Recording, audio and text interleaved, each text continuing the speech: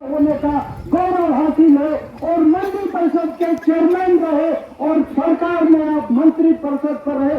आपका स्वागत अभिनंदन करते हुए आपको बुला रहा हूँ, आप आने का काम कीजिए। काशीनाथ यादव अफजल अंसारी जिंदाबाद जिंदाबाद। काशीनाथ यादव अफजल अंसारी जिंदाबाद जिंदाबाद।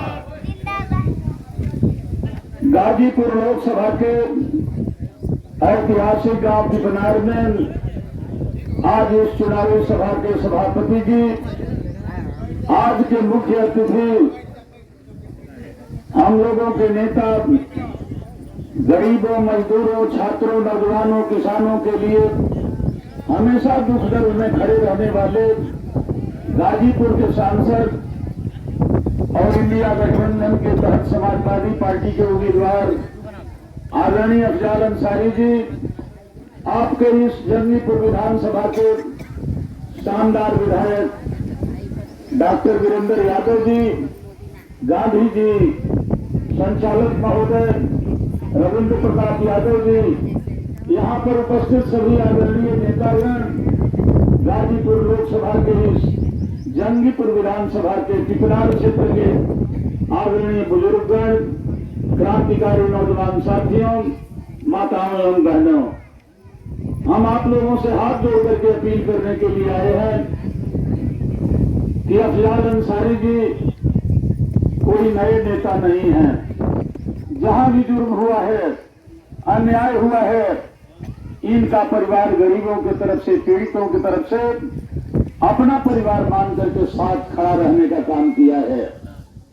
एक एक वोट साइकिल चुनाव चिन्ह पर वोट देकर के ऐतिहासिक मतों से जिताकर भारत की पार्लियामेंट में भेजे, हाथ जोड़ने के लिए आया हूं।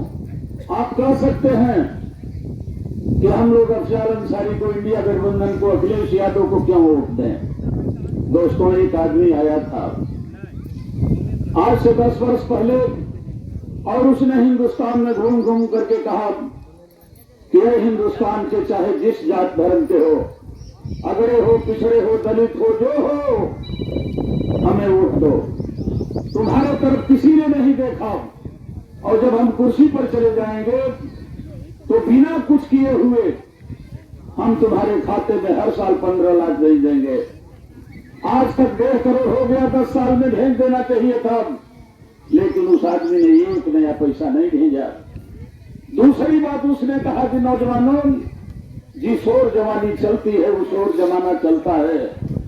तुम्हारे चेहरे पर उदासी, आजादी के इतने दिन तेरे चेहरे पर मुस्कुराहट नहीं आई। जिस जात धर्म के हो, हमें वोट दो।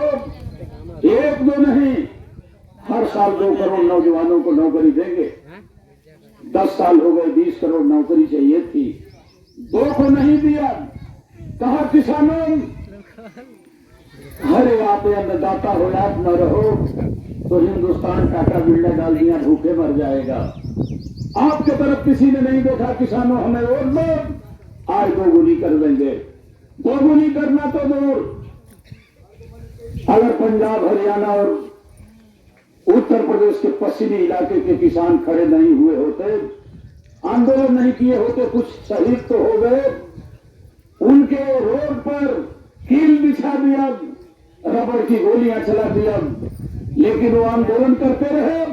उन्हीं की देन है कि आपकी जमीन बच गई, वरना उन्हीं 5% लोगों के हाथों में, 22 लोगों के हाथों में आपकी जमीन दे दिया होता। मेरे दोस्तों, गोलवरकर को पढ़िए। गोलवरकर ने लिखा है इन लोगों के लिए, बीजेपी वालों के लिए, कि अगर हिंदुस्तान में हमेशा राज्य करना है तो 95% भारत को कंगाल बना दो। ब्राह्मण क्षत्रिय वैश्य शूद्र नहीं कहा, 95% भारत को कंगाल बना दो।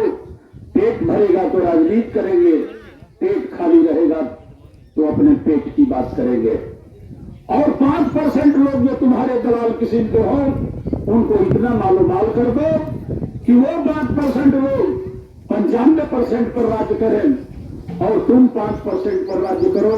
यही तो मोदी कर रहे हैं। रेलगाड़ी उन लोगों के हाथ में, हवाई जहाज उन लोगों के हाथ में, 3000 फैक्ट्रियां उन लोगों को दे दिया, एयरपोर्ट उन लोगों को दे दिया। और अगर समझ नहीं रहे होते पंजाब हरियाणा के किसान, तो आप लोग बैठ के सुन रहे हैं। आपकी जमीन भी उन 22 लोगों के हाथ में चली गई होती, आज अपने ही खेत में हम 300 रुपए की मजदूरी कर रहे होते। मेरे दोस्तों, भाजपा एक धोखा है। देश बचा लो, संविधान बचा लो, लोकतंत्र बचा लो, आरक्षण बचा लो, बस यही एक जून को मौका है। मेरे दोस्तों, जो लोग आपका हाथ का छुआ पानी नहीं पीते, आपका वोट लेकर के आपके हक की बात नहीं कर सकते।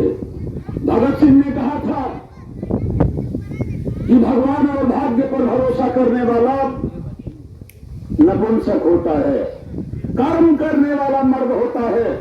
और आज का कर्म यही है कि जिस बाबा साहब डॉक्टर भीमराव अम्बेडकर ने आपको ताकत दी है वोट की, नरेंद्र मोदी की भी वही ताकत है, आपकी भी वही ताकत है। कितने गए गुजरे हम लोग हैं कि जहां बाबा साहब डॉक्टर भीमराव अम्बेडकर ने कहा कि जिसकी तादाद वही अधिक होगी, वही इस देश का मालिक होगा, 95% हम राज कर रहे हैं। वो कहां देश की लड़ाई होनी चाहिए, हम 5 किलो राशन पर आ गए। मेरे दोस्तों, अगर चूहा भी जानता कि पिंजरे में जाकर के मुफ्त रोटी खाने के बाद मौत हो जाएगी, तो वो भी पिंजरे में नहीं जाता। जो कौम मुफ्त का भोजन पा जाती है, कभी क्रांति नहीं कर सकती। और जो कौम क्रांति नहीं कर सकती, अपना शासक नहीं बना सकती। जो कौम अपना शासक नहीं बना सकती, अपने बेटी बहन की आबरू भी नहीं बचा सकती है। वोट और आबरू, वोट और बेटी बेचा नहीं जाता है, ये किसी ईमानदार, शानदार, वफादार आदमी को दिया जाता है। भला याद करें, राजगुरु सुखदेव, भगत सिंह असेंबली में बम बैठ किए, फांसी के तख्ते पर चढ़े। 13 वर्ष का खुदीराम बोस फांसी का तख्ता जब चूमने गया, आंख में आंसू आ गए। भारत नाम, मैं बहुत गरीब परिवार का हूं, मेरे पास तुझे देने के लिए कुछ नहीं है नाम, हाँ एक मेरी जिंदगी है, ये मैं दे रहा हूं। कहते हुए फांसी पर चढ़ गया। किसके लिए? वो जानता था कि उसका परिवार उजड़ जाएगा, वो जानता था कि उसका परिवार बर्बाद हो जाएगा, लेकिन आने वाली पीढ़ी के लिए, हमारे लिए, आपके लिए फांसी पर चढ़ गया। हम अपनी पीढ़ी के लिए क्या कर रहे हैं? 2 मिनट। हम अपनी पीढ़ी के लिए क्या कर रहे हैं? 500 रुपए पर वोट बेच दिए 5 वर्ष के लिए।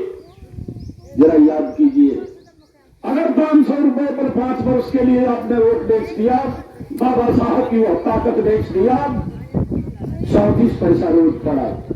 34 पैसे रोज पर हमने अपना वोट बेच दिया। मान लीजिए 2000 पर बेच दिया, 1 रुपया 8 नया पैसा रोज पड़ा। आज भिखारी भी 2 रुपए का सिक्का लेने के लिए तैयार नहीं है।